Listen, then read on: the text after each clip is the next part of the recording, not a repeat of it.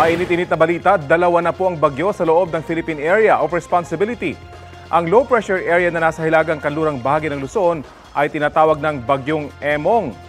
Ito ang nagpapaulan sa Cordillera Administrative Region, Ilocos Provinces, Batanes, Cagayan at Isabela.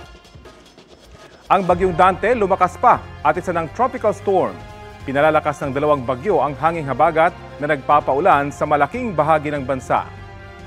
Patuloy ring minomonitor ang LPA sa labas ng Philippine Area of Responsibility dahil mataas ang tsansa nito maging bagyo sa susunod na 24 oras.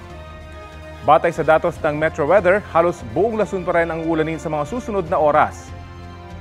Uulanin din sa ilang panig ng Visayas at hilagang bahagi ng Mindanao.